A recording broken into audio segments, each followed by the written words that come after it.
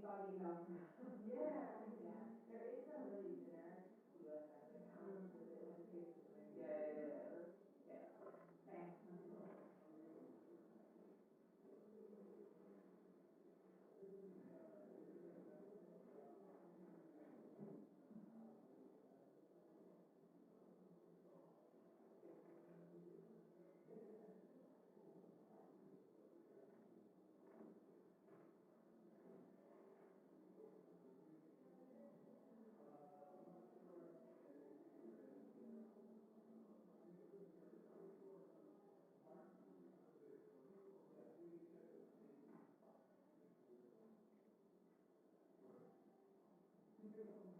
Nobody yet. We don't have anyone confirmed because we don't require pre-registration, but we track them.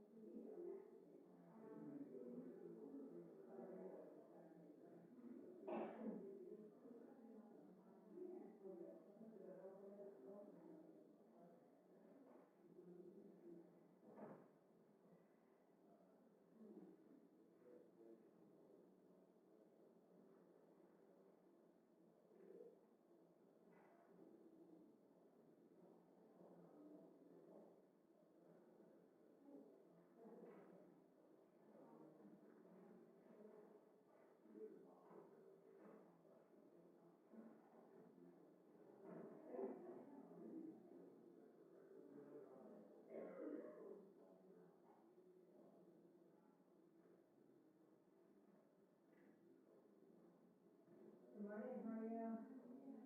Not too bad. How was your evening? Did you guys do something fun? We watched the family picture Where did you watch it? in this bar. That's the best place to watch it. Because people get drunk and hilarious and say bad. I think there was one of the young Republicans Oh, who was there or something. yeah. There's like very Yeah, places to go. secret spot. Yeah. I don't know. I mean, there's not food. Yeah.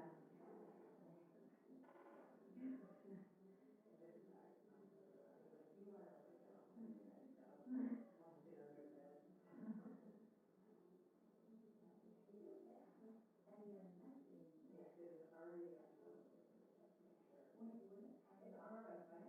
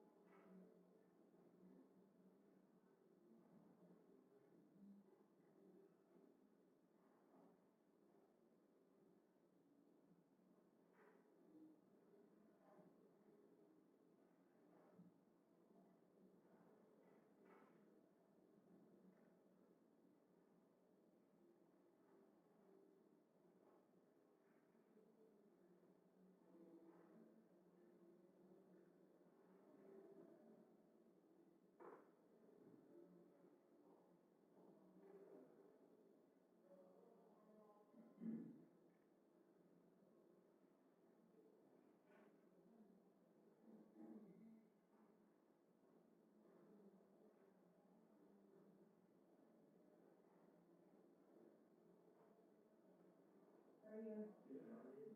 Not too bad. Nice to see you again. You as well. I have. Okay, my screen is getting frozen.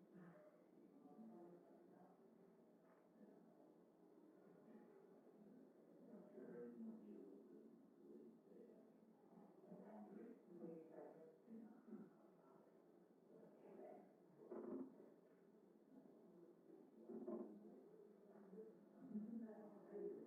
Yeah.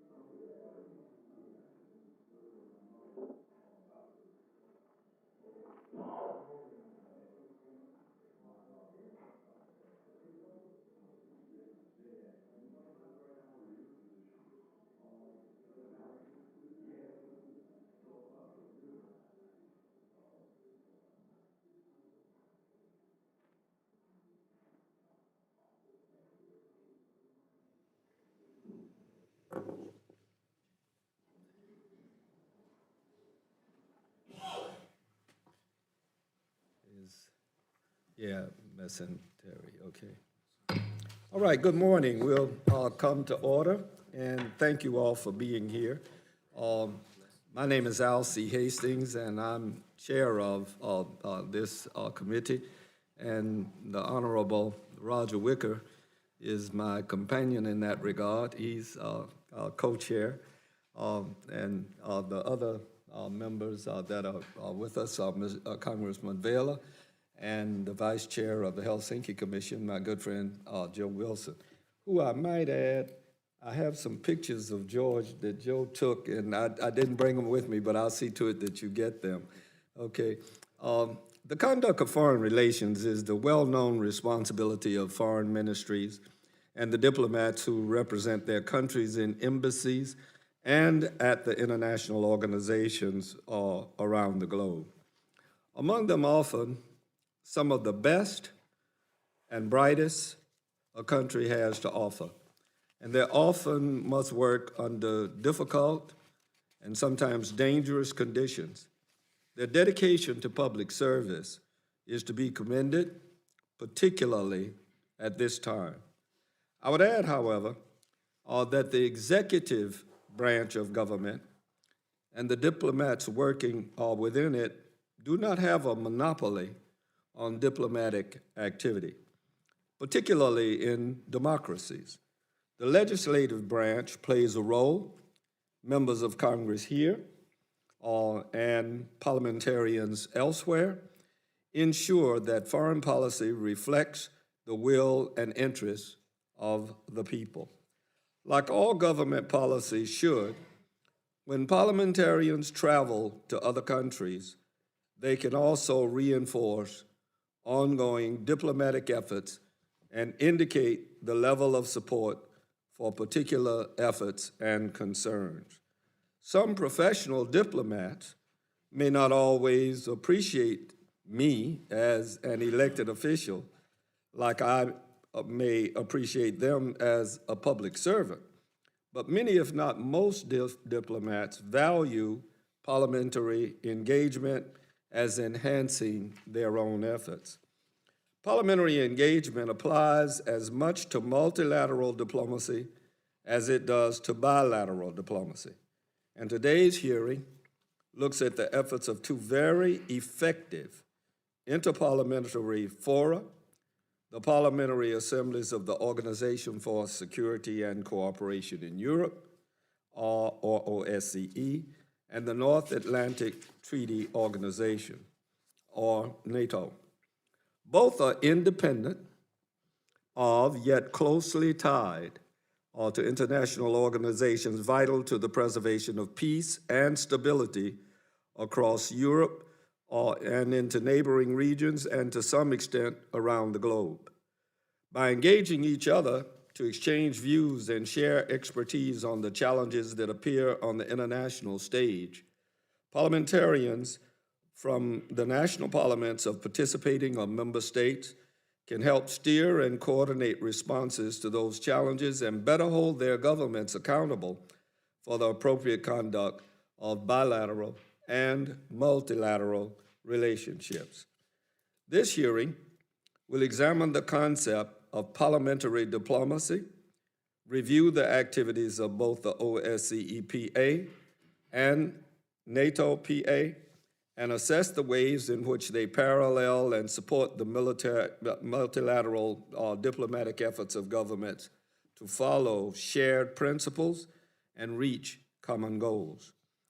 The hearing will also allow discussion of the many current challenges facing the NATO alliance and the OSCE region, the role played by the United States Congress, and possibilities for similar parliamentary initiatives in other regions of the world. We're pleased to have representations and presentations by the President of the OSCE Parliamentary Assembly, my dear and good friend George Saratelli of Georgia, and of the NATO PA, Atilla Mesterházy of Hungary. Their biographies have been made available. Before their presentations, I'd first call on my colleagues who may have opening remarks. But let me conclude my opening statement with a comment on the United States contribution. I attended my initial Parliamentary Assembly meeting in 1996, and am preparing to attend my 39th meeting later this month, along with my colleagues as the head of the U.S. delegation. One little quick story. That first meeting that I attended was in Poland, and we went, several of us, on a day trip to Auschwitz. And while I was in Auschwitz, Steny Hoyer, who is the majority leader here in the House of Representatives, and a man named Bill Graham from Canada put my name in nomination to be a rapporteur. Hell, I couldn't spell rapporteur, you know, and so I got back that night, and it was the first time, George, I don't know whether you've seen it since, it was the first time that they had your hands held up. And I actually beat the president of Georgia and a Dutch person. He wasn't president then. But I'm saying to myself, and when I got back from Auschwitz, I'm looking for these people and I can't find them, and they put my name in nomination without asking me anything. The rest is history. For more than a decade, I not only attended meetings, but represented the OSCE PA as one of its officers, including 2 years as president. That translates into a lot of trips across the Atlantic and some across the Pacific, not to relax, but to work over weekends and frequently over federal holidays. This added work is not a required part of my job as a member of the House of Representatives, but something that I felt was nevertheless my responsibility to do. While undertaking this work, I've spent considerable time with colleagues, Democrat and Republican, House and Senate, with whom I might not otherwise have become acquainted or developed relationships, which we then use for getting things done when we return to Washington. I thank the members present, but also for the hundreds of members of Congress who attended OSCE PA and NATO gatherings over the decades, would agree that we have defended and advanced the interests of the United States of America through our contribution to security and cooperation in Europe and around the world. And while perhaps difficult to document, I'm confident we've done so far at far less cost than our country might have paid if we had just stayed home. Finally, let me express my gratitude not only to the staff of the Helsinki Commission and the Secretariat of the NATO and OSCE Parliamentary Assemblies for making our work in parliamentary diplomacy possible. Many of them are here today. One who is not here but may be watching, he's always everywhere, is Spencer Oliver, the first Chief of Staff at the Commission and the first Secretary General of the OSCE. His persistence in overcoming obstacles to parliamentarians in doing the work has helped bring us to where we are today, and I hope he recognizes that we are still carrying so much of the work that he started. George, I turned the page, and I do have the picture of you and Roberto, so I'll give it to you. And Joe took this picture. It's absolutely fabulous. Senator is on there as well. And now I'll turn the microphone over to Senator Wicker for any remarks he may wish to make. Well, thank you, Chairman Hastings. And I just checked, and you spell rapporteur with the 2 P's. I have to preside over a hearing in the Hart Building at 10 a.m., so I'm going to make my brief statement and then make a hasty trip over to the other side. But I do appreciate the opportunity to be here. Great to see good friends back. And let me just say that I believe strong diplomatic engagements with the OSCE make the world and the United States safer. We have the strength of our democratic institutions, of the Helsinki principles, of the Western Alliance to our advantage. Legislative dialogue reveals like-minded partners who share our interests and concerns. The OSCE is just one forum where the United States helps lead the world forward on diverse issues ranging from collective security to human rights. This hearing is being held to discuss the special role and impact of parliamentary diplomacy. And I think you hit it right on the head with your statement, Mr. Chairman, and I congratulate you for that. In any parliamentary assembly, the people are represented, not just the governing political parties. Even in our own delegation to the OSCE, our members of Congress are free to agree and disagree and vote one way or another that may or may not conform with the policies of our government. We may be the most independent parliamentarians anywhere, but when we come together in a bipartisan way to defend core U.S.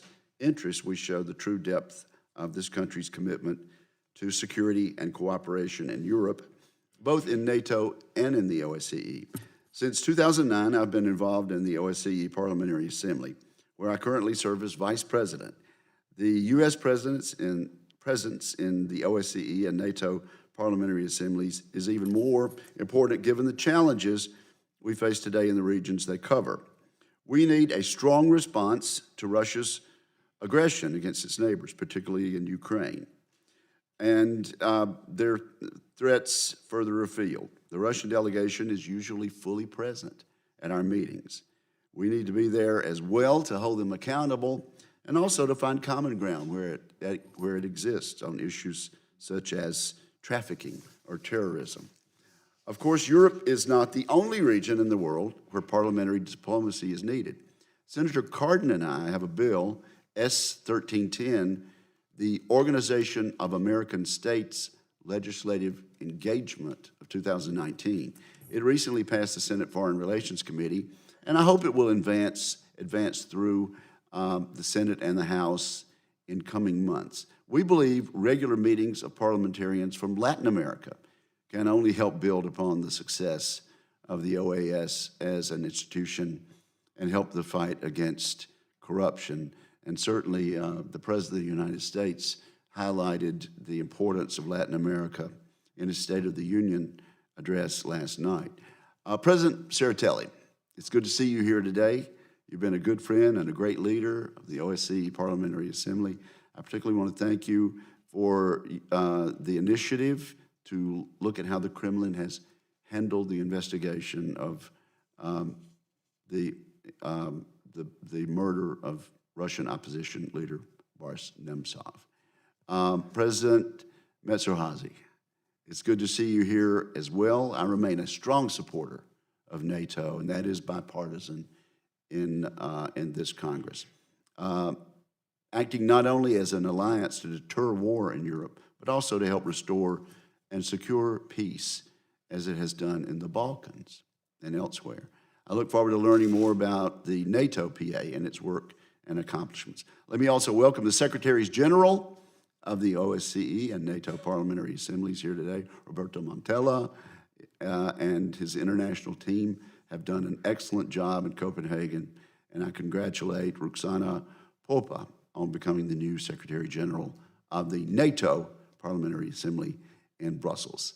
We rely on your help and professionalism and guidance, and your work is deeply appreciated. And so thank you very much, Mr. Chairman. Thanks, and I take my leave and go to chair another hearing. Thank you, sir.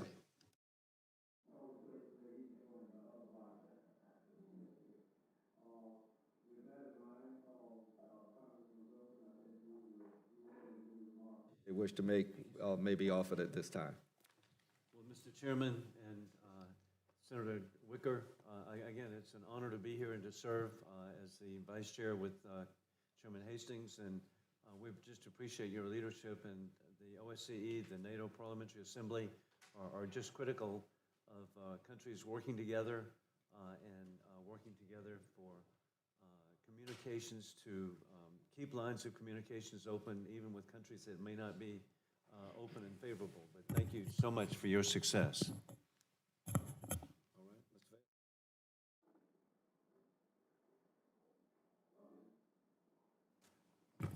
happy to participate in this hearing today. I as well have a hearing I have to go to at 10 a.m. But it's a pleasure being here to listen to both of you. We look forward to visiting Georgia in May after the NATO Parliamentary Assembly in the Ukraine. I should say I just spent last weekend celebrating our own democracy, sort of, in Iowa. And you should know that I got to know a gentleman who immigrated from Hungary in 1956 because one of our candidates was basing their operation at a Gino's Hungarian bar and restaurant in Davenport, Iowa. But it's a pleasure to have you both. So very much, and let's begin with the testimony of Mr. Saratelli. Thank you, Mr. Chair. Dear Elsie, for your very insightful introduction, and all commissioners for having us today. We understand that it's a very important and interesting time. Somehow it's historical day today. Yeah. And it's really a pleasure for me to be here, the commissioners, and also our guests. It's important to convene this meeting, and we're thankful on behalf of Parliamentary Assembly of the OSCE. Before I begin my testimony, I would like to also salute my co-panelist, Mr. Hazy, and wish him success at the helm of the NATO Parliamentary Assembly. Likewise, I would like to congratulate Ms. Popa for recently taking over as Secretary General of the NATO PA, and of course to thank our Secretary General, Roberto Montella, and our team. Thank you very much for praising them. They deserve it. And also, and thank you for being with us today. I'm very much thankful for the leadership and active engagement of U.S. members of Congress and U.S. Helsinki Commission staff in all our activities. This includes frequent discussions and adoption of resolutions on affairs related to the Organization of Security and Cooperation in Europe, fact-finding, field visits, reports by special representatives, or the observation of elections throughout the OSCE area. I'm grateful for today's opportunity to shed some light on the precious work of parliamentary diplomacy for the broader public. Let me note at the onset that through its strong engagement in Western Balkans, in the Middle East, the Mediterranean, Caucasus, South Caucasus is my own region, and Central Asia, the U.S. Congress itself is a very good example of the influence that parliamentary diplomacy can wield. While I could easily claim that all this work holds value for parliamentarians themselves, as well as for foreign experts and diplomats, we should always consider how this may be perceived by average citizen. One can see us traveling the globe to participate in and speak, participate in conferences, different conferences and seminars, but does this have a concrete impact on daily lives of our citizens? Does it reduce their tax bill? Does it improve their well-being? Does it contribute to answering their most pressing security concerns? Some might think this is sometimes waste both of time and money. Others could be skeptical about the outcome of these activities. Bearing this in mind, I will attempt to capture what I believe in this intrinsic value of our international engagement. First, I would argue that one of our main advantages is our ability to open public discussions for which others are either not yet prepared for or not allowed to make. Our unique position gives us more flexible methods than diplomats, combined with greater authority to influence the political discourse. We benefit from excellent access to high-level interlocutors, and this is a considerable advantage to push our agenda. Our source of public statements has proven to be a critical tool in maintaining the credibility of the international community. In the case of the conflict in Ukraine, for example, Moscow's veto powers have largely prevented the international community from acting decisively. To this day, the decision-making bodies and executive structures of the OSCE remain forced to be extremely cautious when addressing this issue. In contrast, our Parliamentary Assembly has condemned every year since 2014 the clear, gross, and uncorrected violations of the Helsinki Principles by the Russian Federation, following a resolution sponsored by Senator Ben Cardin. Likewise, we have repeatedly called for the full implementation by Russia on the 12th August 2008 ceasefire agreement and the withdrawal of Russian military forces from Georgia's occupied regions.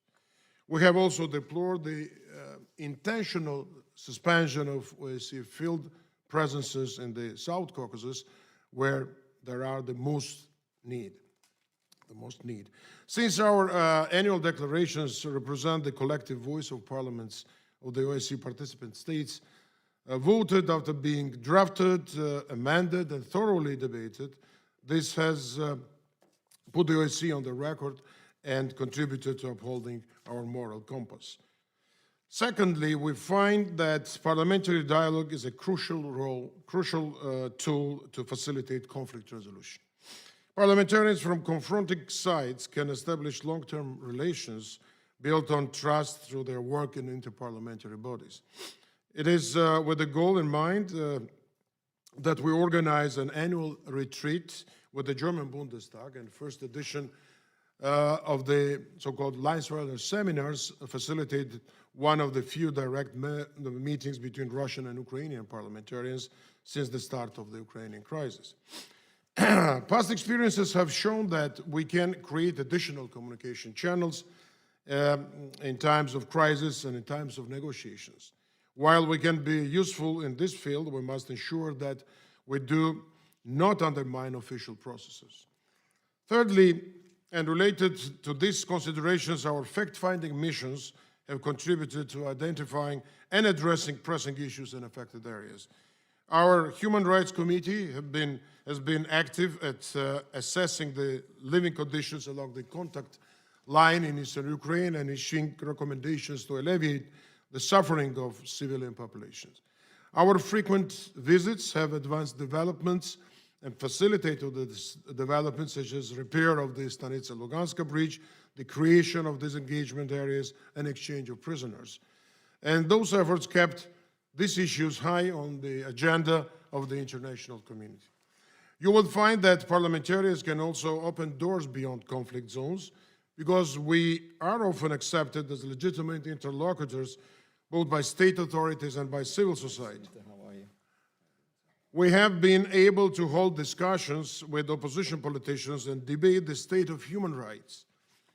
For instance, in Belarus, during our annual session in Minsk, more recently, we have offered our good offices to promote depolarization in Albania.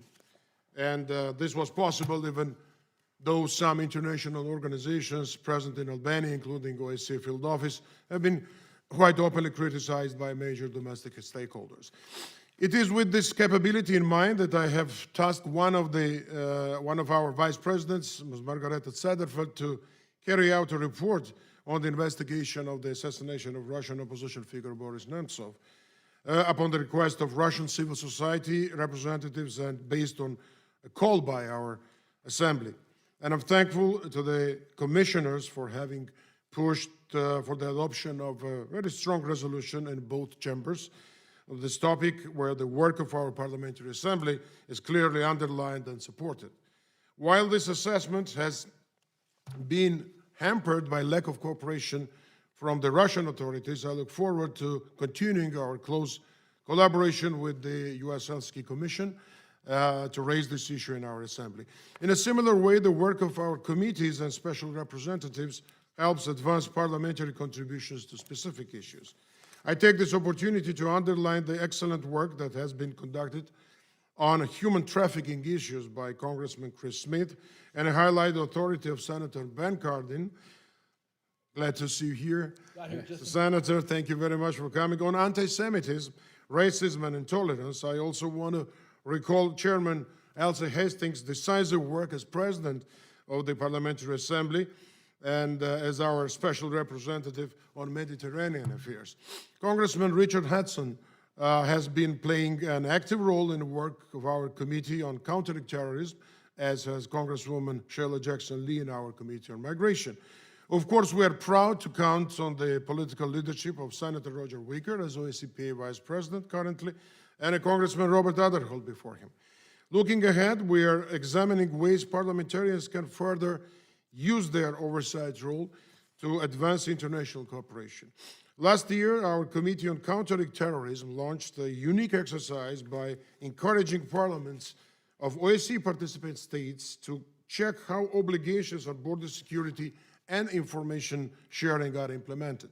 And we are more often contributing to the seminars to boost and strengthen national parliamentary oversight in OSCE countries in cooperation with OSCE Office for Democratic Institutions and Human Rights, as recently done in Georgia, in Kyrgyzstan, and we are planning another one in Armenia soon. Here again, our capacities remain to be fully explored, and we have sought to do so by expanding our partnerships worldwide. Finally, let me outline the benefits of what is perhaps the most publicized phases of our activities, election observation. This is a field where we cooperate closely with international partners, including NATO Parliamentary Assembly. Our engagement ensures greater expertise, accountability, and visibility to election observation, and our political sensitivity balances technical analysis and reinforces the credibility of the exercise. All this work helps ensure that universal values upheld by the OSCE are better known, understood, accepted, and shared. This follows our conviction that it is the best interest of our citizens that they live in a world with more democracies to achieve greater equality, increase civic engagement, fully enjoy fundamental human rights, and reduce chances of conflict. In the field of election observation and the other areas of our work, we face challenges which require our constant attention and additional efforts. Chairman Hastings, Senator Cardin, Congressman Wilson, dear colleagues, to conclude, I will come back to my initial question: what is the added value of parliamentary diplomacy for our citizens and constituencies? To that, I would agree.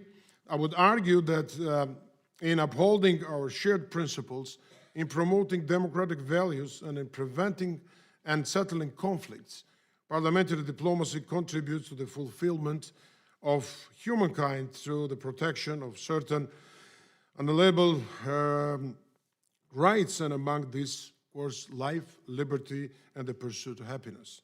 Although this may not always feel palpable in today's turbulent environment, we can see the impact of an increased volatility of world affairs on the lives of ordinary citizens. As a population that has paid a substantial price, both in blood and treasure, in conflicts around the globe, this nation is fully aware of the heavy toll of war. Americans understand that empowering diplomats today, it's wiser than deploying troops tomorrow. And with that in mind, it is also our role to combat the perception that we allocate too many funds and resources to international aid and diplomacy.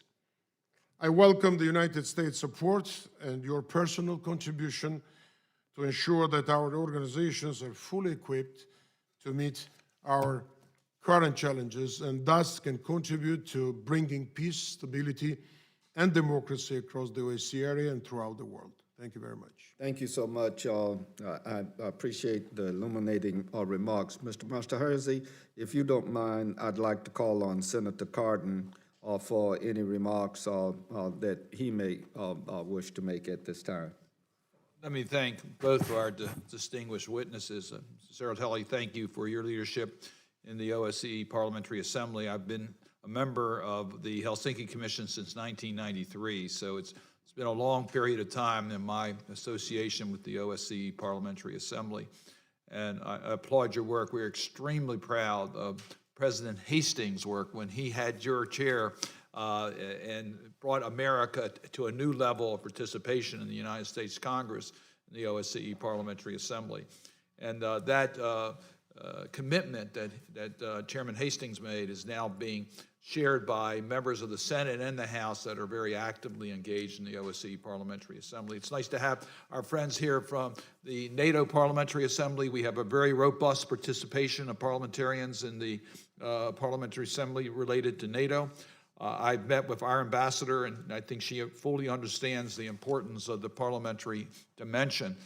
So much so, I saw Senator Wicker. I know he was here earlier, and he had to go back, and we are right in the middle of a major, that's an understatement, historic, so I'm going to have to leave shortly.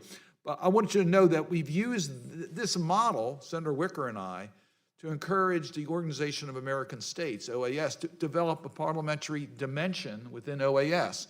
That legislation is moving in the United States Senate because we recognize that having parliamentarians involved in this process makes such a difference. So, Mr. President, I thank you for allowing me to be the personal representative on anti-Semitism, racism, and intolerance. I think we're making a difference. We have a U.S. Helsinki Commission. It's a little bit different because we have separation of branches here in our democracy.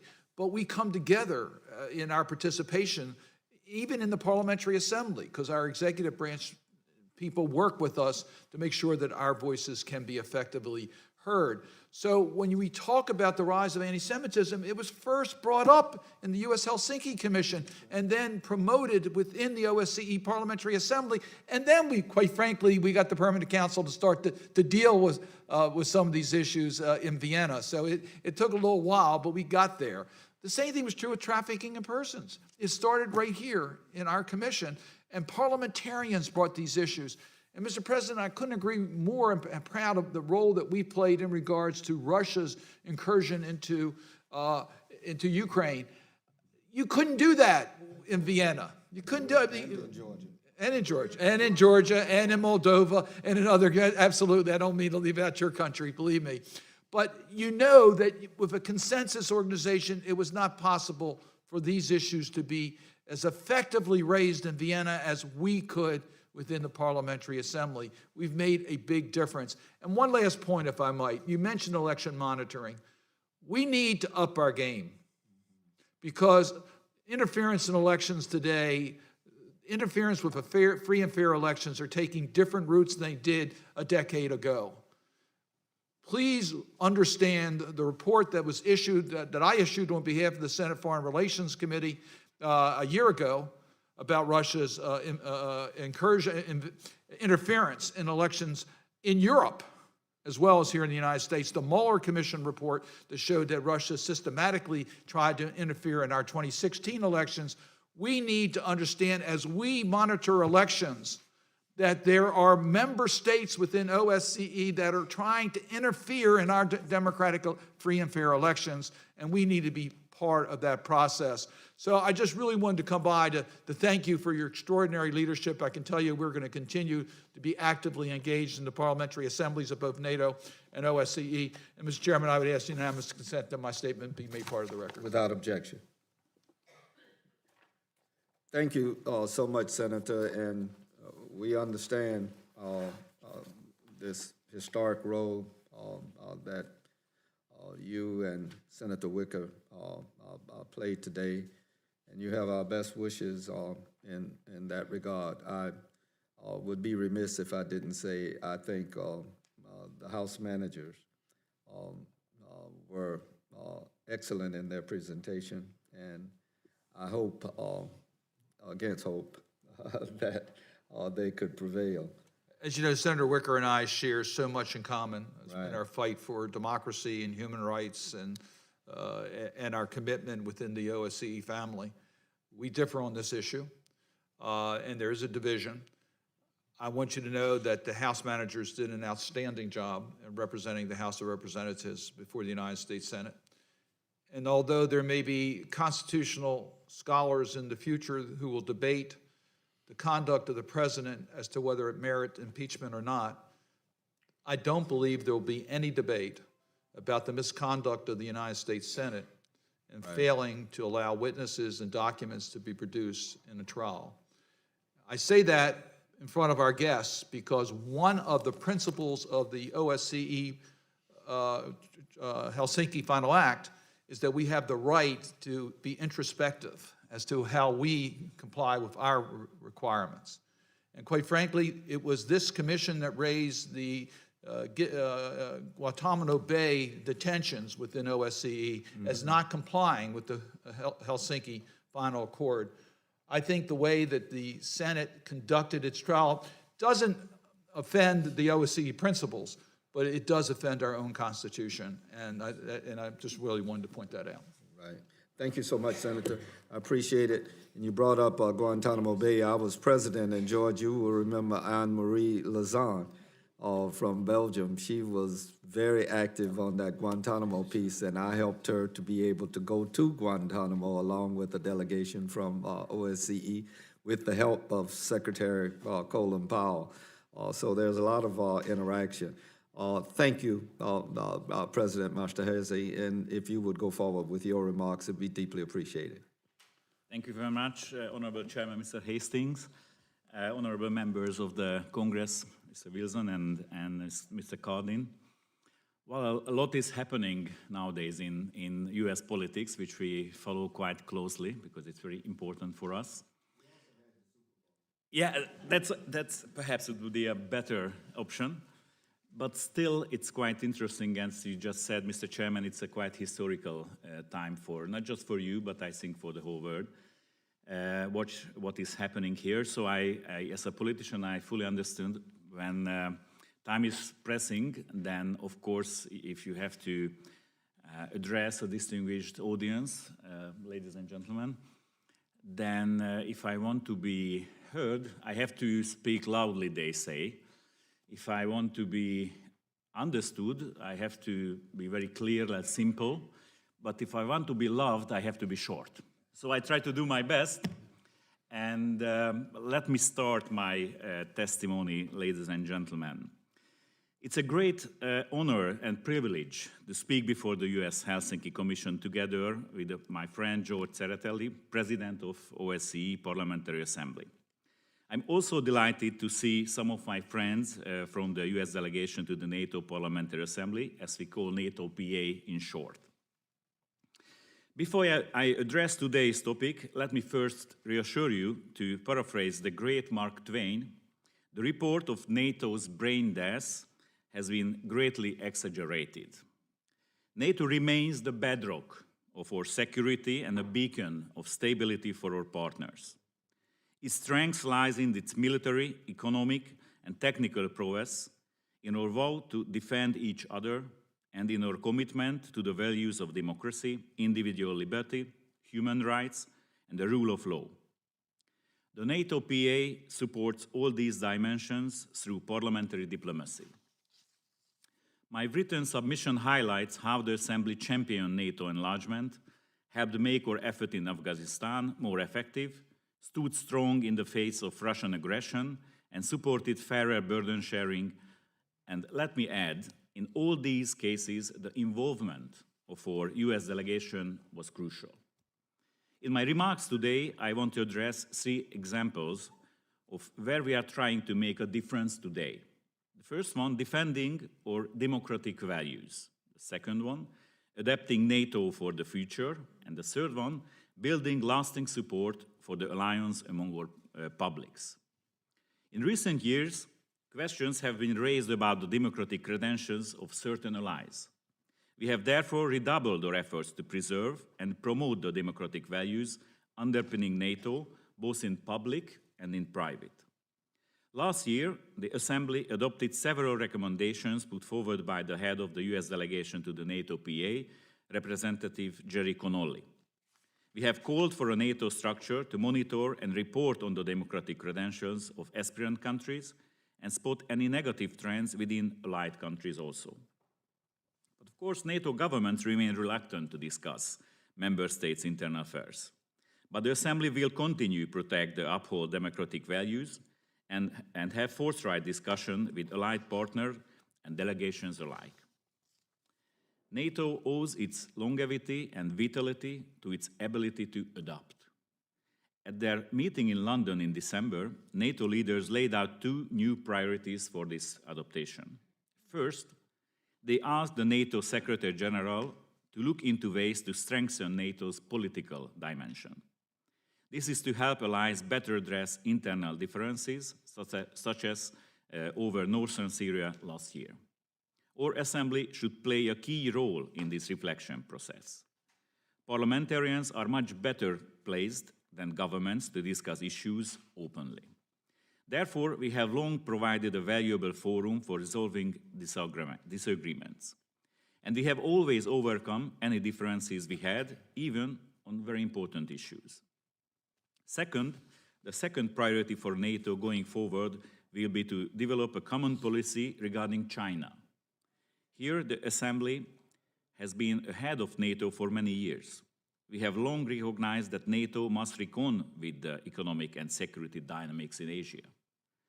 As early as 2005, Commissioner Busman, then a member of the NATO PA, co-authored a report on China. We have closely followed developments ever since. This year we have 3 reports on China's rise and what it means for NATO, including one by Representative Mr. Connolly. And the third new priority for NATO emerged when tensions with Iran rose considerably earlier this year. President Trump asked NATO to play a greater role in the Middle East. Here again, our Assembly will support this reflection with 2 committee reports and several visits to the region this year. As NATO continues to adapt, I will urge my colleagues in the NATO PA, and I would urge you as well, to maintain our firm and united position on Russia, to keep our door open to Ukraine, Georgia, and Bosnia-Herzegovina, and to continue to support a reconciliation in the Western Balkans. In turn, we will continue to push for fairer sharing of the burden for our common security. Dear colleagues, NATO cannot survive without public support. In a time of widespread disinformation, it has become more difficult for allied governments and parliaments to explain to their publics why NATO remains indispensable. Since 2016, the Assembly has stepped up its communication efforts. Over 3 years, a working group on education and communication about NATO gathered an impressive amount of best national practices which could be shared with and possibly replicated in the member states.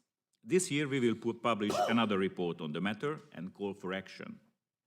Because we must devote particular attention to our younger generation and explain that NATO is an investment in that future and that security cannot be taken for granted. Let me sum up.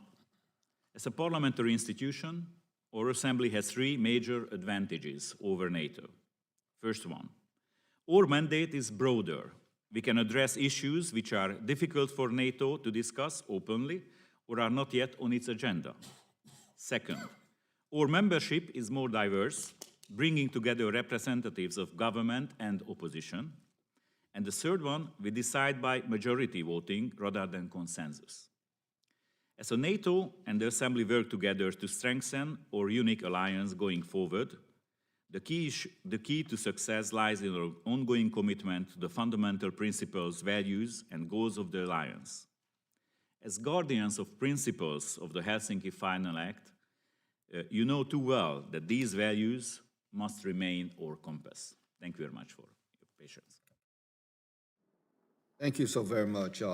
Both of you offered very illuminating remarks in concise form, and it's deeply, deeply appreciated. If you don't mind, my colleague and I will have a few questions. I'll begin with just a few and then turn to him and come back with a few more.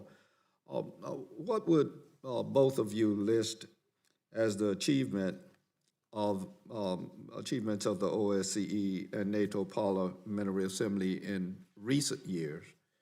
And looking further back, what are the Assembly's greatest achievements overall, particularly in helping to shape the OSCE and NATO as institutions and to address the issues and challenges which have historically confronted those organizations? And with that question, we'll start with you, Mr. Saratelli. Thank you very much, Chairman Hastings. at least you know well all the strengths and weaknesses of the, let's say, OSCE Parliamentary Assembly. You've been at the foundations of this organization, I would say, as you said, and recall times when you started some new endeavors.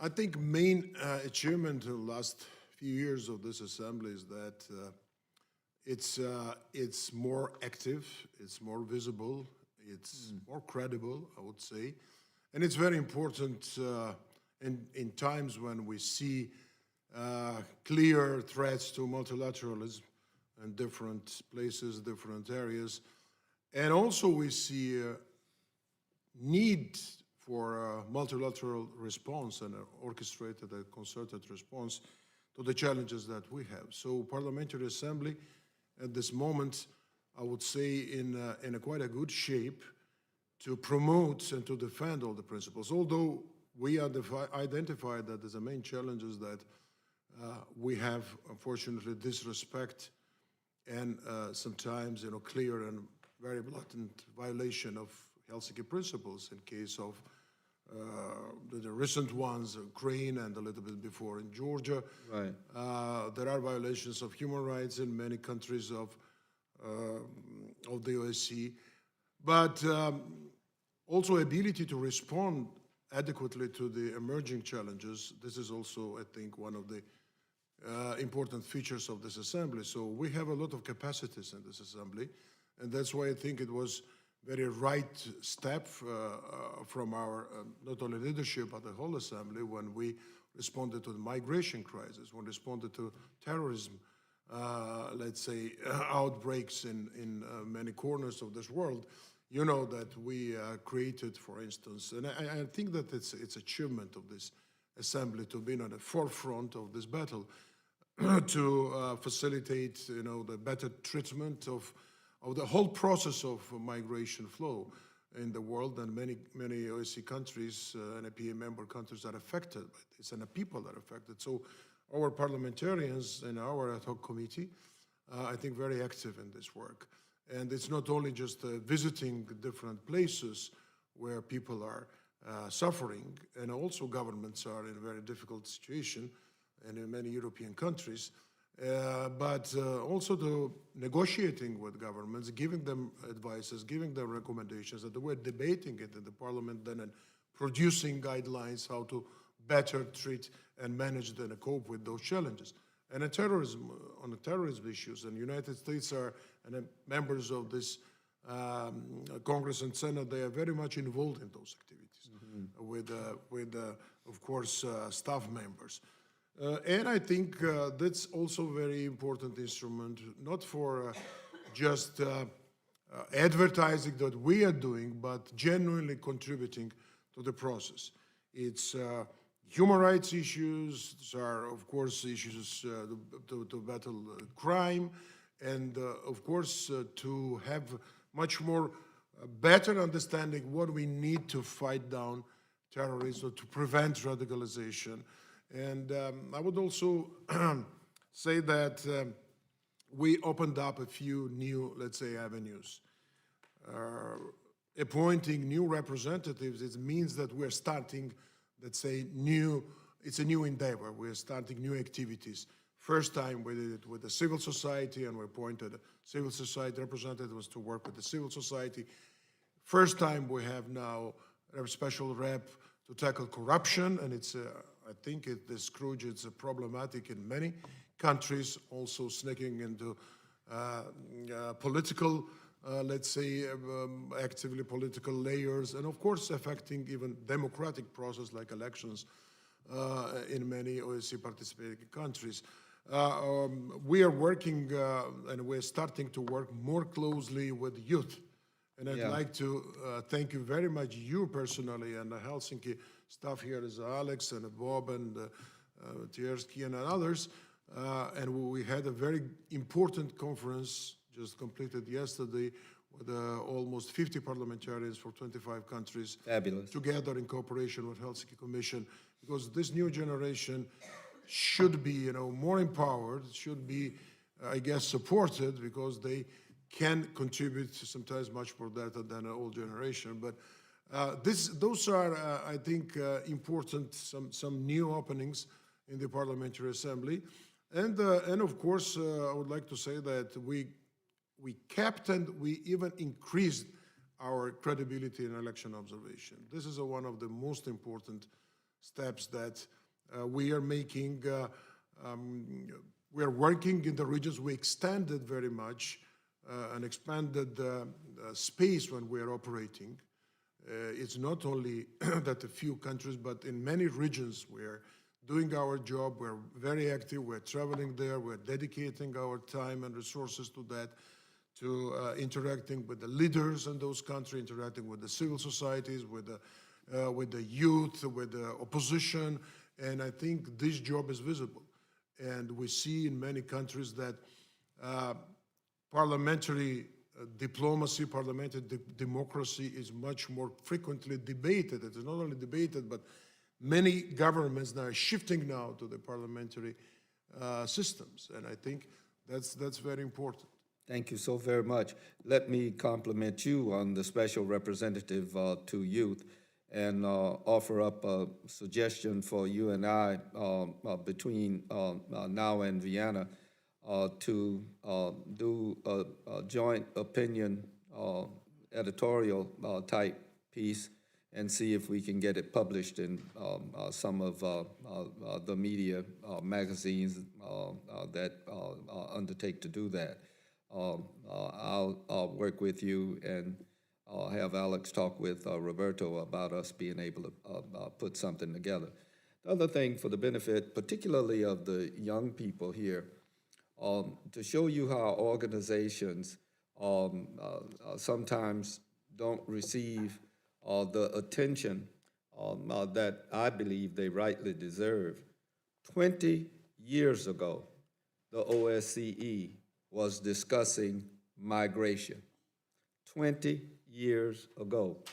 And it was a constant refrain, if you recall, George, that led to us forming the Mediterranean Partnership. We saw what was developing and were tracking it.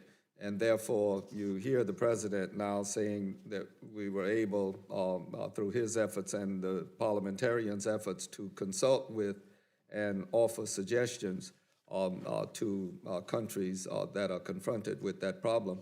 But it didn't just start 5 years ago. It actually started 20 years ago, the actual discussions.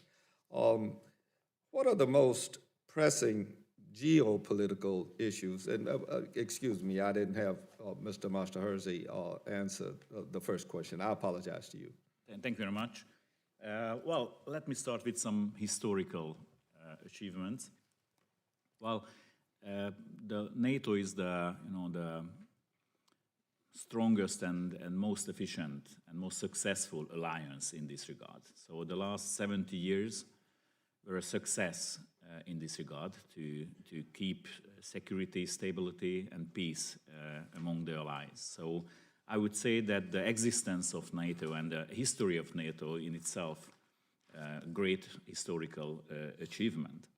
So, and if you want to add something as a Hungarian politician, perhaps some other historical move of NATO was the open door policy, which is in the article of the constitution of NATO. It was really important for the country, not just because of the fact that we wanted to join an alliance where we can find security, peace, but because of the fact that the NATO is also some kind of alliance which is based on values, not just a military alliance. So that's why I think it's a really historical achievement, and I think it's really important to say that we have this open policy, and all the sovereign nations can decide what to do with their future. So we could not and cannot accept the fact that someone says that Georgia or Ukraine cannot join the NATO because of some geopolitical issues or concerns of Russia or any other countries. We should reject that, and we have to keep the pace to say that they have to decide. And of course, if they fulfill the criteria, then they can join this alliance. Some other short examples. In 2014, for example, in the NATO PA, we had a decision to expel Russian delegation following its illegal annexation of Crimea. We say it was an aggression, and we keep this decision, so we do not change. I just want to mention that the Council of Europe changed the situation in the last months, perhaps, because they led the Russian delegation to come back to the Council of Europe, the Parliamentary Assembly of Council of Europe. We have a different approach in NATO Parliamentary Assembly. I would also recall the burden sharing issue. We had a very open and frank debate in the NATO PA about this issue, and I'm very proud of my colleagues that they are very frank, very open in the discussions, so we could achieve quite nice achievements. I wrote a report as a rapporteur. I also wrote a report about the burden sharing. So I also know how to spell the rapporteur. So, and of course I would mention, just my colleague, my friend just mentioned, the young generation, because as I said in my oral testimony, that sometimes I feel that the young generation take it for granted, that we have this security situation, we have peace, we have stability in our countries, and we see in a moment that it's not the case. So we have to always be very vigilant and to explain to them this is not, there's a price for that, and we have to work for it and fight for it almost every day so in our lives. So I think that's why it's very important what we achieved with this education program and communication plan, what the NATO Parliamentary Assembly just put together. Thank you very much. One more question for me, and then I'll turn to my colleague, Mr. Wilson. Both of you have mentioned in part, but I'd like for you to retrace and describe the role of your assemblies in addressing the ongoing war in Ukraine and the still unresolved conflicts in the Transnistria region of Moldova, the conflict between Armenia and Azerbaijan regarding Nagorno-Karabakh, and of course, the occupied regions in Georgia. What contributions can and does the Parliamentary Assembly of your two organizations make towards the resolution of these conflicts? And I learned the term frozen conflicts when I became a member of the OSCE Parliamentary Assembly. But I thought by now some of them would have thawed, but climate change notwithstanding, they seem to remain frozen. So what are the ways that you all are addressing this war in Ukraine and the unresolved frozen conflicts? Thank you for this question. We partly touched upon those issues in our testimony and our first, let's say, part. You are right. Fortunately, climate change doesn't help in this situation. It's no worm is deciding over this frozen conflicts. And of course, the main and the most challenging issue for us in the Parliamentary Assembly, and not only in our Parliamentary Assembly, but broadly speaking about the whole international community. Those are conflicts in OSCE region. OSCE region is a big region. We're representing more than 1 billion people, and it's stretched from, as we used to say, from Canada to Russia, from Vancouver to Vladivostok. We might also change some spots now, but it's still that. It's a big region, and it's affected by conflicts. Let's say, the challenges stem from violation of Helsinki principles, and that we observed previously in other countries, like you mentioned, Moldova, then it was Georgia, now it's Ukraine. We're responding with our means.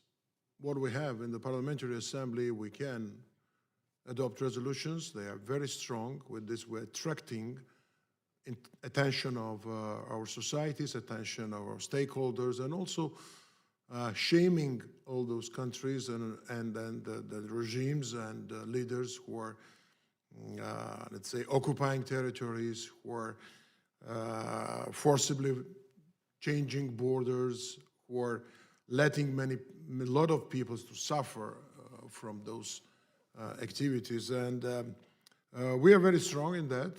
I already said that there are a number of documents and resolutions that we adopted after debating and after harsh discussions, and sometimes or mostly members of US Congress taking part in the discussions. So one is the resolutions that we are adopting as the documents which are important. Another one is proactive work. When I became president, I said that Ukraine will be priority for us, and I think a number of visits prove that. So personally, I've been there more than 5 times.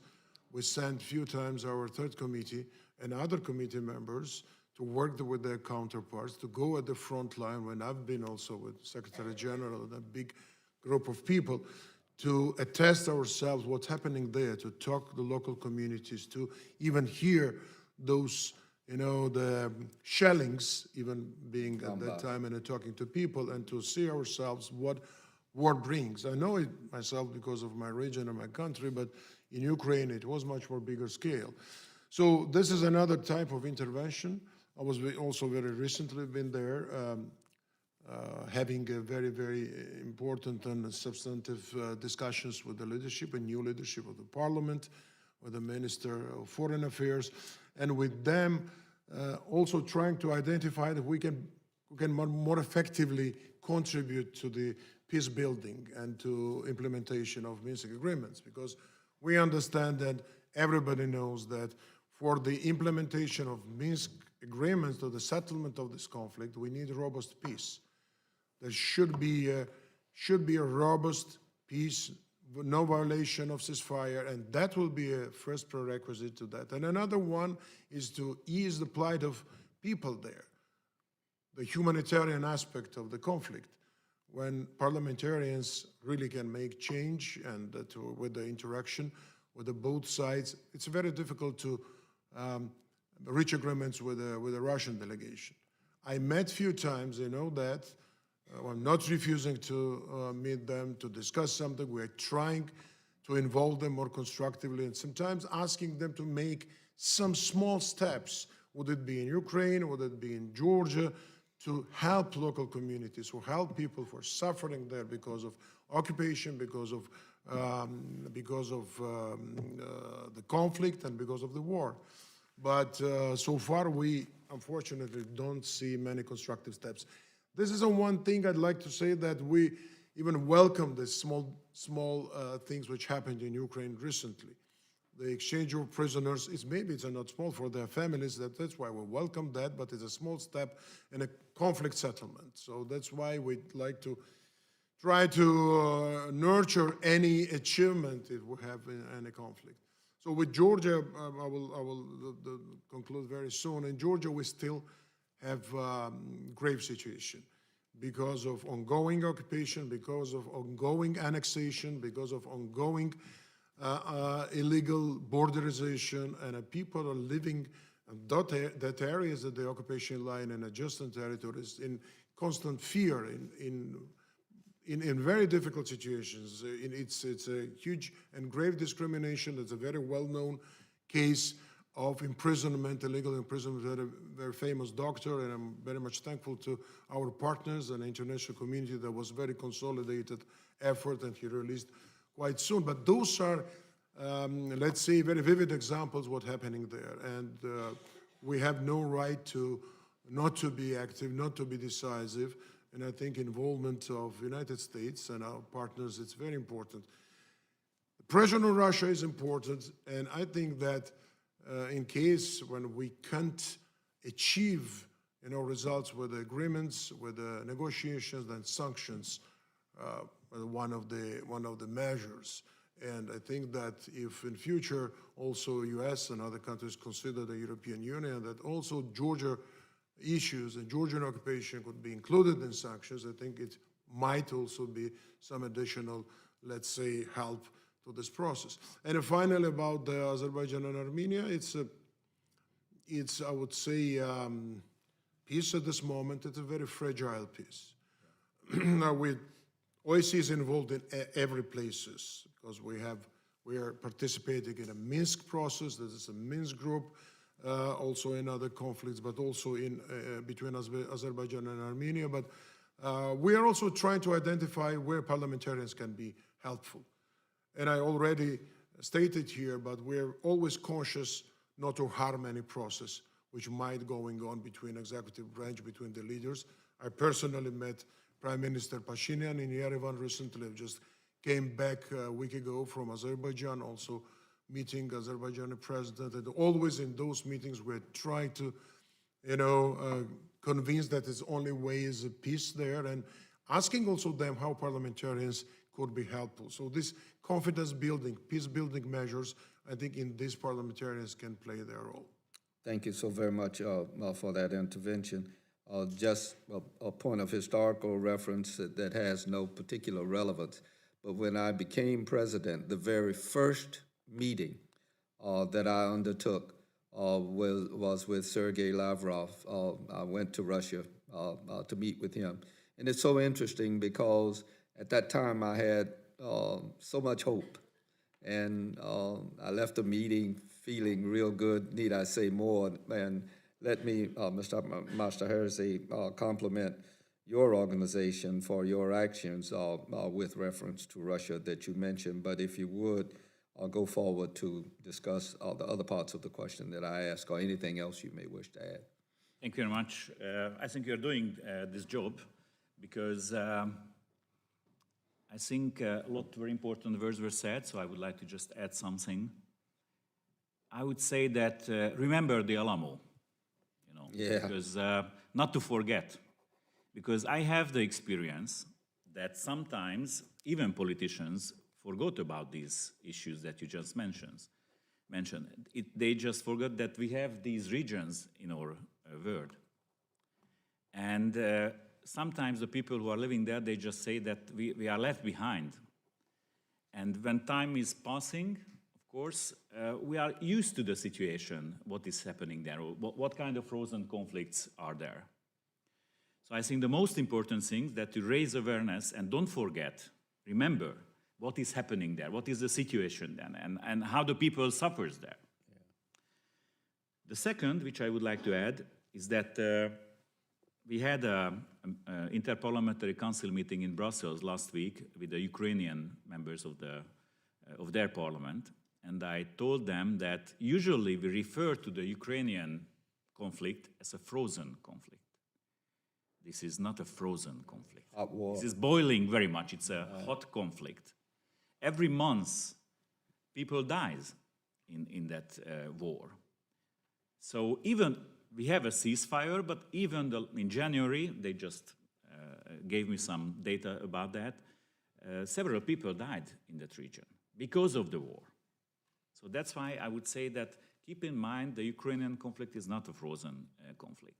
And we have to keep talking about that, and we have to keep pushing all those parties who are involved to solve this problem. And we cannot accept the fact that a country just decides to, take a territory of another country. As a Hungarian, I can tell you that we have historical examples, and of course we are not happy with that either, but that's history. So that's the two things that I wanted to just add. So remember the Alamo and that the Ukrainian conflict is not a frozen one. Thank you very much. Mr. Master, do you know the name Tom Lantos? You do? Tom was... Yeah, I went to Hungary with him for my first visit to Hungary. I was not a member of the parliament at that time, but he was one tremendous individual. Just a pleasure to know, as is my pleasure to know my good friend Joe Wilson, who I turn to. Yes, please. I'd like to say that there's a very important functioning of field visits, of our field missions. And I said that's the first part of my presentation, that's for instance, in South Caucasus, there are no missions in the places that are most needed. and this blockage is because of political grounds. In Ukraine, and I'd like also to give credit to this field mission, a special monitoring mission, they are doing a great job there. They are helping communities, they are not only monitoring ceasefire, but they are very actively working with the local communities and helping them. So it should be admitted, it should be supported. So that's why I wanted to say, and to open up, to have more, let's say, leverages, to have more possibilities to act in the places that OSCE is needed. I think it's a big question still, and it's not settled at this moment. And I think with our executive branch, we have to work on this issue. Thank you for that. Mr. Wilson? Thank you very much, Mr. Chairman. And indeed, I was so happy that you referenced Congressman Tom Lantos, his wife Annette, just dear people, and what a tribute he was to the success and involvement of Hungarian Americans across our country, particularly in light of the revolution of 1956. Something very important to me, life-changing. On June 10, 1990, I was a state senator and had the opportunity to be an election observer in Bulgaria. Their first elections after 30 years of fascism and communism, and it just was so incredible to me to tour the region of Plovdiv, Hisar, and just to see the country come to life. And then I had the opportunity to host Assemblyman Stefan Stoyanov of the, Mr. Chairman, you would approve, the vice chair of the Democratic Party of Bulgaria, which he also told me was really the Republican Party, but that's another story. But it was just I had the Assemblyman visit and meet with civic clubs, Rotary, Lions, and it was just such a positive experience. And then I later had Ambassador Peter Burian of Slovakia. Our primaries in South Carolina presidential are on Saturday, and so it's really extraordinary where whole families will be coming to vote, and then they're so excited to meet persons from around the world. And indeed, I extend an invitation for both organizations. There'll be a presidential primary on February the 29th in our state, and would be happy to accommodate or coordinate anyone who would like to participate. With that in mind, how important are the observation teams, and what can we learn from this? And is there a selection process of countries that may not be particularly, say, at the OSCE level or NATO level, and beginning with President Tsereteli and then President Mastrohesi? Thank you. As you know, election observation is one of the main and most visible activities of the Parliamentary Assembly. We have this privilege to coordinate this process because when it comes to international observation, Parliamentary Assembly is like an umbrella organization, but we're cooperating, of course, with all others. And I'd like to thank Parliamentary Assembly of NATO and all other institutions too, being good partners. It's not an easy process because we have challenges. Maybe I will just single out a few of them. One, what's the challenge now that we see the clear attempts to undermine this credible observation by us, with the creation of different other organizations, other institutions. Sometimes they're going to the countries upon invitation or financing of governments or regimes, somehow to create a different picture rather than we see there. This is one challenge we're trying to confront with this. Another one, of course, it's integrity and credibility. Our mission so far, we never had any problems with that, never had failures with them, and we're very thoroughly selecting teams, thoroughly selecting people who will be in charge, is to always keep to the standards, to keep with the rules that we have, and the main rule is impartiality, it's neutrality, and to use that methodology which provided by ODIHR, by our main office for democratic institutions and human rights. And when it comes to the countries, as you mentioned about the countries, we're also trying to be fair, because with with the new technologies, with the new ideas, sometimes not very positive ideas, to elections that Chairman Hastings said. This also challenge, and here, no any country is secured. Even you mentioned a few times U.S. case in 2016. I've been here as a head of delegation, as a special coordinator for 2018 elections. It was much more, of course, secure and better. But in other countries too, we could see some similar, let's say, threats. For instance, the first time in the history of our observation, Germany invited Parliamentary Assembly on ODIHR 2 years ago to observe elections. We've been in Italy, we've been in the United Kingdom, and this is also a little bit burdening us because with the more contributions, there are even more demand. But the demand is very adequate because the threats are adequate, and we see that the interventions, interference, fake news, using social media, using new technologies. Now is a big question with the 5G, and I think we have to also respond to that in field of election observation too, because it poses different, maybe new threats too, if it's not addressed properly. So I would say that election observation, it's a very active exercise. I thank you for participation when United States senators and congressmen, they can, because it's not easy to come over all the time to Europe or the Central Asia. But we also see some very promising things. There are backslidings in certain countries, but we see the better, let's say, the trends, for instance, in Central Asia.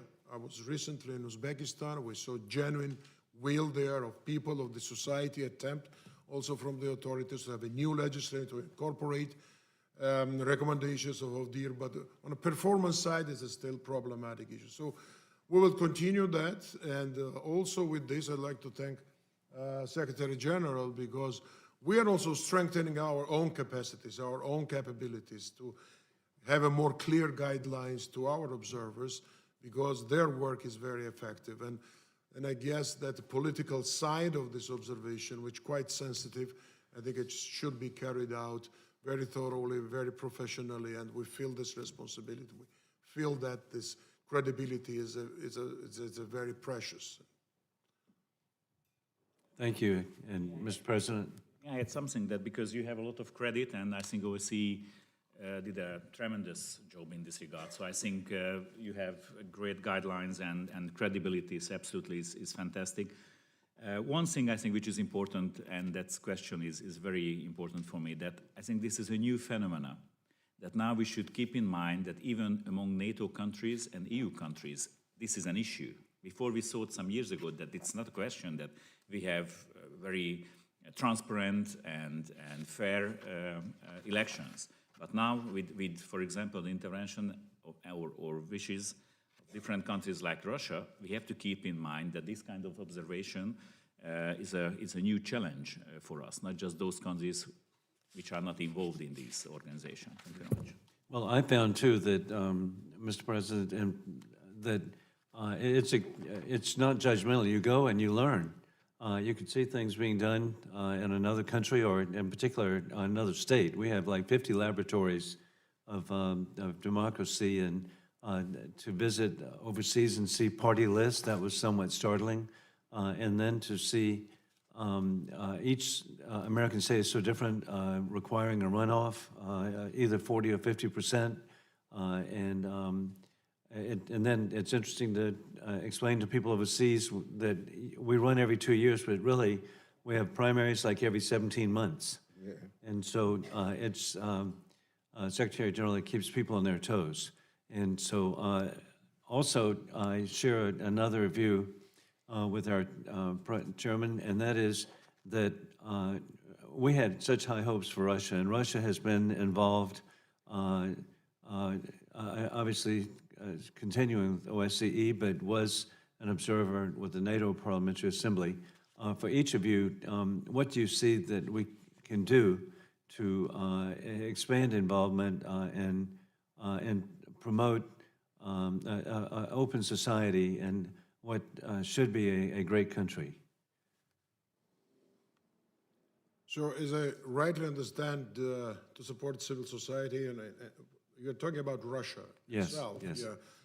So if Russia will change its strategy and they could be more constructive and not exercise policies that currently they're exercising in many countries and not in the neighborhood, but also other countries, so it would be, I think, a great achievement for everybody. But again, you're absolutely right.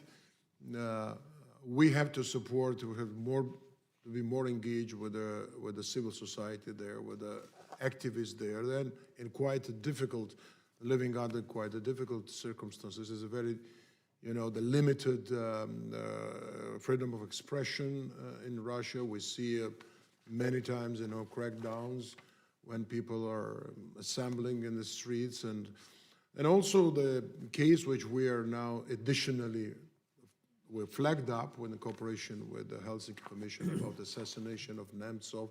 It's also prevention for maybe other cases in the future.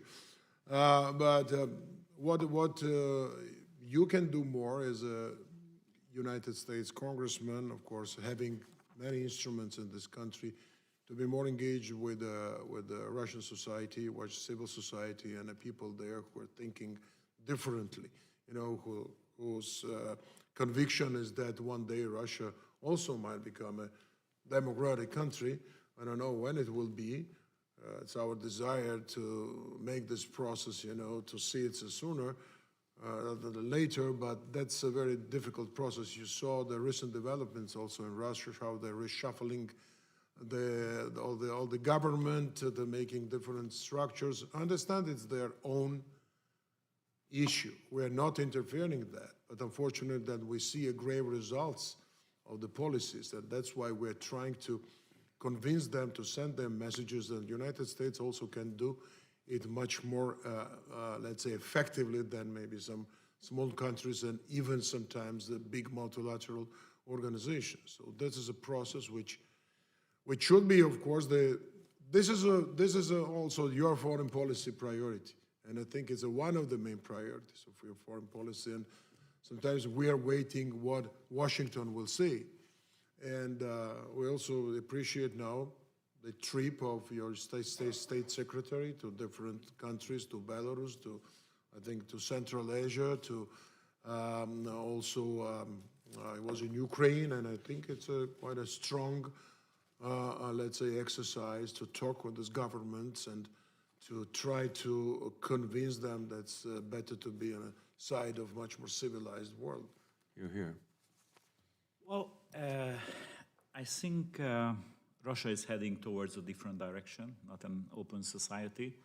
What Mr. Putin is doing is absolutely different, quite sure, as you just mentioned and expressed. Isolation, perhaps not the good way either, so the dialogue is very important with Russia. But I always try to, or want to add to this sentence that the dialogue is important, but you cannot send a message that the dialogue means that business as usual.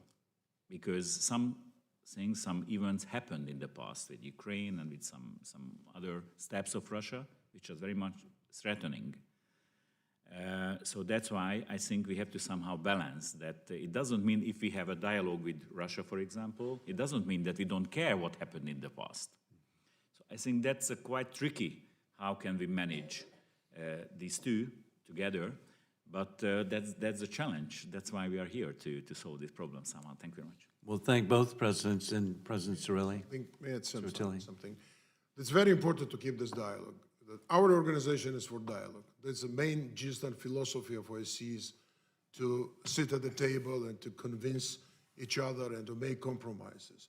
But I'm always, in my meetings, whether it would be Minister Lavrov or other dignitaries from Russia or Russian delegation, dialogue doesn't mean to, let's say, gain time. And we sometimes see that policy. Dialogue means that you have to reach goals. So that should be a concrete roadmap, what to do, how to solve this problem. So we, of course, we will keep dialogue And again, we'll always push for dialogue, but we'd like to see also reciprocity in this process. When you are making steps, another side also should make steps. And unfortunately, we don't see that from Russian side so far, but we are hopeful. Thank you very much. Thank you, Mr. Wilson, and thank you all for your interventions. Just a couple of more things, and then I think we have to clear the room. First, just as a point of personal privilege, one, as both of you and others that have fought for gender equality in these organizations, I am especially pleased that NATO has taken a forward step in putting Ms. Papa in her position. I really highly, really am pleased about that. I do have a suggestion for you, Madam Secretary, along with the Secretary General of the OSCE. If you all would consider, we are always planning ahead as far as we can for our next meetings. If it could be thought about in 3 or 4 years, perhaps, trying to have NATO and OSCE meet in the same country at the same time.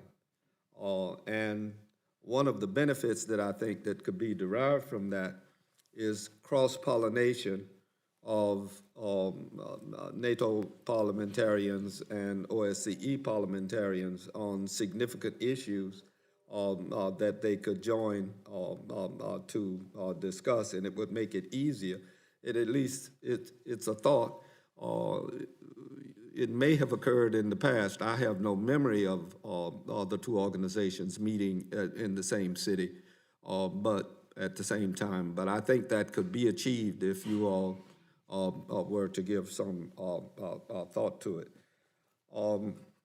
Lest we think all of the problems somewhere else other than the United States, my next question is for both of you, and then finally, Mr. Saratelli, I'm going to ask you a couple of things and see what your views are in that regard. While the United States played a central role in the creation of both NATO and the OSCE, Washington's leadership from time to time has come under question in your respective assemblies. I've been there when it occurred. To Mr. Saratelli, in the OSCE, some have suggested that shortcomings in the U.S. human rights record could hamper the ability of the United States to work to defend and promote human rights in other OSCE states.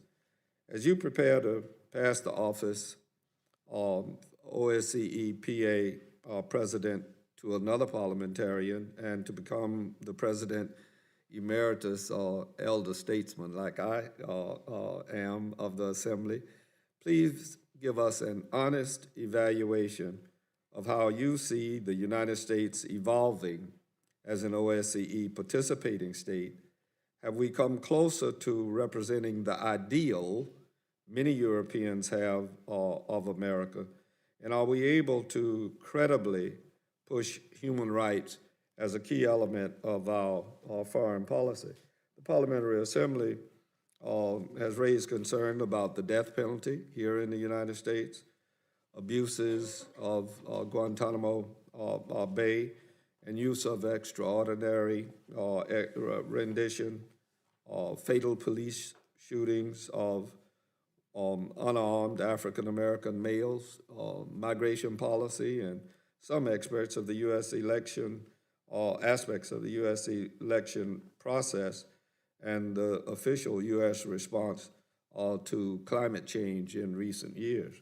And to Mr. Masterhazy, some have suggested that the sometimes unpredictable rhetoric from Washington regarding NATO in recent years has proved problematic for transatlantic unity. And how would you characterize U.S. participation and messaging in the NATO Parliamentary Assembly in this context. And George, if you would go first, I'd appreciate it. Thank you, Mr. Chairman. You are right. As organization, the whole having its goals and its assessment practices, sometimes in our resolutions or in fact-finding missions or analyzing different facts, we are critical. And I think it's a fair process, because if any country doesn't have that standards, or we see a deviation from the main principles, or just agreed, let's say, values, we always have to indicate that. And that's a source of integrity and credibility. I'm using that word because I think that is very important for the organization. That's why I'm also sometimes referring to the conclusions which we provided here after our election observation. If you go and see there's a lot of criticism. And I always felt a little bit uncomfortable criticizing U.S.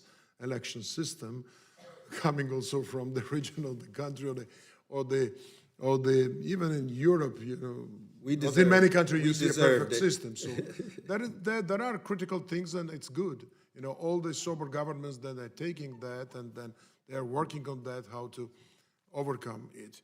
When it comes to human rights, and of course election observation indicates some human rights issues when it comes to registration, voting, and others, but you mentioned few problematic issues related to U.S. Yes, those problems we see there. Authorities, they know that, and I think U.S. addresses and will address those issues. But when it comes to involvement of United States and a process of human rights protection in the OSCE area, or our activities there, I think it's significant. I'd like to once again mention your input on anti-trafficking activities, anti-terrorism activities, protecting children, and then flagging up this issue in many of our resolutions. And of course, supporting the activities like our main OSCE venue, which is a human rights implementation meeting, which we are organizing in Vienna always, and the United States are supporting that very much, although some countries always trying to find different reasons to block agendas or to do some, let's say, more negative moves. But we always count on support of United States, and it's very evident that that is clear. And of course, all over the world, when we are going to the regions to identify human rights problems there, Russia is quite clear in that, and then some other countries we see problems in Central Asia, with some countries with the civil society participation, and also the ensuring fundamental human rights on occupied territories and conflict zones, which is a very important. And I think here we appreciate very much your involvement and your support. Thank you, Mr. Would it be debates, would it be resolutions, or would it be active participation and even helping some other countries to shape better policies and to press some governments to change their strategies? Mr. Masterhouse. Much, I do agree. Some words about the gender issue. My predecessor, Ms. Madeleine Moon, did a lot on this issue, so we appreciate very much, and I want to follow her footsteps. So I think we have done a lot, and I'm quite sure that there's much more to do. So we very much focus on gender equality and not some other issues. But we would like to follow these guidelines. The second question you just mentioned, well, the unpredictable rhetoric, as you just said, well, it's not a unique thing. It's not an American one, because I would say that French president sometimes surprises us also. So, and then we just trying to find out what was the message. So, to be more frank and serious, well, definitely you have a different president than before, so the presidential style different. Of course, first you have to use to it, so you have to understand why is happening. Now we know that it's much easier to see the Twitter than to read several pages of reports. So I think it's not unusual, because I think when the president said something, as I understood, he wanted to highlight some of the issues which are important for him or for the United States. And for example, about the burden sharing issue, it was raised by President Obama also. So it was not new for the allies, member states. But of course, perhaps the frankness of the expression was different with Mr. Trump. But that was, I think, accepted, and some moves were taken among the allies. So I think we have results, because we could increase the whole budget for the military spending among NATO members. Even my country has a plan to increase the expenditure on the military expensive to the 2% of the GDP, which is a rule in NATO. So I think that's fine. The other thing is that I would like to mention that you always, of course, listen to the words, but see the actions. And I think that's another thing. And the last, but not least, that the US delegation in the NATO PA is very active. They speak in one voice, and we feel every time their full commitment and engagement with NATO. So we don't have any issue about that, and even the Congress had issued several resolutions, or what is the perfect name for that, regarding this. Ms. Pelosi was in Brussels last year, so I think we have a lot of messages from the members of Congress that they are very much engaged. And I appreciate you. Thank you very much for that. Appreciate you for that. There was one period, a former congressman from Nebraska, Republican colleague of mine named Doug B. Ryder, was president of the NATO Parliamentary Assembly at the same time that I was president of the OSCE Parliamentary Assembly. In addition, Newt Gingrich appointed Doug and I to do the monitoring of the reversion of Hong Kong and Macau to China. So he and I became, and still are, very fast friends working in international relations. Unfortunately, we don't have the time to talk about human dimension and implementation, OSCE transparency, something I like to talk about. OSCE support, we did touch a little bit on democracy in Georgia. Something that we always raise is the Roma and Sinti. We hadn't mentioned Belarus here. We did touch briefly on the Balkans, not very much on Central Asia and big changes that are going on there. We haven't discussed Turkey, and we could probably spend an hour on that, particularly as it pertains to NATO. And the alliance of values and democratic backsliding. We did touch briefly on diversity, but it's bigger than just the gender issue. You're now, we have, with the help of the Helsinki staff, particularly Dr. Misha Thompson and Alex Johnson and Robert Hand, we have a component of Afro-Europeans that are in parliaments, and they're beginning to show up in our respective parliaments. I don't know very much about that and NATO. We didn't talk about the INF treaty, arms control, only a little bit about NATO, Iran, and Middle East security. So we're leaving these things on the table, but that doesn't mean that we aren't going to go back to that table at another point in time. George, I'd like to end by asking you two questions and ask you to be as brief as possible. What practical challenges do you face in your international engagement? And can you elaborate just a little bit more on partnerships with other organizations as well as OSCE PA efforts to increase contacts with OSCE partners for cooperation, especially in the Mediterranean that you know that I have a continuing interest in, and we just came a few months ago from Codel to Tunisia and Morocco. And you may very well remember Gerd Weiskirchen and Bruce George. Who could forget Bruce George? But we were some of the originators of the Mediterranean partners. So if you would end with that, and Mr. Masterhazy, if you have any final comments, we would appreciate it, as well as you, Congressman Wilson. You would have the last word after they speak. Briefly. Thank you. Yeah, I will try to be very brief. Of course, there are the challenges I mentioned about that. If you ask me, as the president of the organization, which practical challenges we have, it's not related mostly with the resources or financial means. It's a big organization, but very effectively managing its small resources. Of course, Secretary General always will be happy to have it more, because with more we are doing more. And as I said, it's a huge demand. I think that our parliamentarians are eager to work. They are always coming and asking for different, they have ideas, that's very good, but also that we have to contribute from staff side with the different new openings.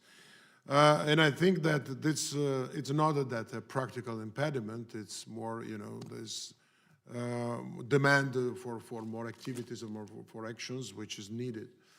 Of course, the main problematic issue is that to deal with the governments who not respect fully Helsinki principles. That's a very important barrier that we have in our work. But nevertheless, we are trying to move on. We're trying to be active. As you said, we extended quite successfully our functioning and operation, and extended our partnership with many other institutions, not only with the NATO, but also with others. Periodically, we're exchanging, delegations. I'm, as a president, going to speak on other assemblies. We're inviting them, but also very important, the regional dimension of this cooperation. Mediterranean, you're very experienced in that.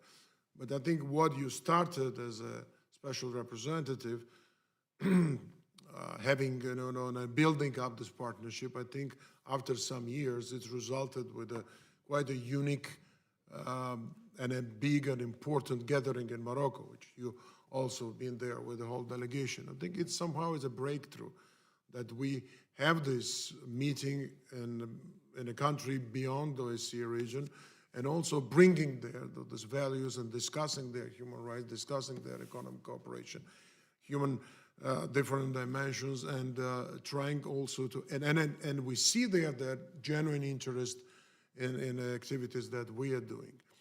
And I also would like to add to that we had a very interesting and important meeting with the Egyptian leaders in Cairo, which the first time happened in the history of our assembly. So it means that despite of some practical barriers that every organization experiencing, and I myself and we're trying to overcome that, and we're trying to keep that, important function for this OSCE Parliamentary Assembly of being value-based, a principle-based organization. And I think that this parliamentary diplomacy and this work that we are doing together, I appreciate also your great support, is worthy. It means for our citizens, it means a lot to the communities, and it could help us to make difference in this world. Thank you so much, Mr. Masterhazy. Thank you very much. Well, for me personally, a challenge to keep the members active in the Parliamentary Assembly, because without them, of course, it's much less what we can do. So I would like to broaden, the scope of the activities to somehow give the chance for the members to find their interests and topics and issues in the Parliamentary Assembly. The second challenge is that we have a tremendous knowledge and experience in the NATO Parliamentary Assembly, in the reports, resolutions, visits, etc. And sometimes the governments, don't use too much. So in the academic sphere, they use much more reports and others. And personally, of course, the members use this information, but perhaps the governments could do more in this regard. The third one is there are some hot issues on the table of NATO, for example, regarding China, just to mention one. Right. And we have some point of conflicts or different interests as the members of the NATO. So we have to somehow overcome and keep the one voice type of policy in these issues. And I would like to add just one, last but not least, that this reflection process, which more or less started in NATO, and the leader of this process is the Secretary General of the NATO, I think should be very much balanced, because the reflection is very important, because the world is changing, the security environment is changing, new threats are coming. That's fine. NATO did it in the last 70 years, always adopt. But it should not mean that something is wrong with the bedrock of NATO, the basis or the basic values of NATO, which is built upon.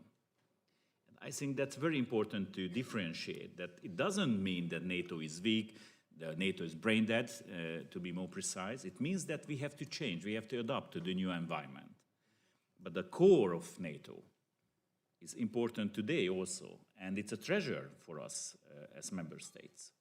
So I think that's very important to somehow find a balance. And if I can conclude, just let me add some sentences that I would like on the record, that I'm very much thankful to my colleagues in NATO PA and to the Secretary General, Ruxandra Popa, and her team, that they prepare all this stuff for us. So thank you very much again for their work and time that they put in us to help us. Thank you very much. Mr. Wilson? Thank you. Thank you, Mr. Chairman. Indeed, it's a dream come true to me to have both of you here, from the Republic of Georgia, from the Republic of Hungary. I grew up as a Cold Warrior with always the hopes that one day we would have the success of OSCE, the most successful military alliance in the history of the world, NATO, the liberation of Central and Eastern Europe and Central Asia. It was always hoped, but it has occurred, and so that's why I'm an optimist, and I believe this is truly bipartisan. So I look forward to continuing working with Chairman Hastings and working with you, and it's just exciting to have both of you so positive and helpful and looking to a brighter future for across the world. Thank you. I echo those same sentiments, and I thank you both, and especially thank your staffs for working with us. Just the point that you made, Mr. Masterhazy, and you as well, Mr. Serratelli, about these changes and how this evolving is ongoing. It may not look like it today. When you mentioned China, and we didn't have the time to explore that we could take a day on that easily. But when you mention it, the thing we think of from NATO's perspective is military. But just think about this. If this coronavirus becomes a pandemic, then we have some security issues. And people in the military are going to be called on to do extraordinary things. So we have to begin thinking, about a lot of stuff that is not ordinary for us to think about. Thank you all so very much, and if you would, with the Secretary Generals, if we could take quick pictures before we get out, and I'll share my big picture that I brought for you.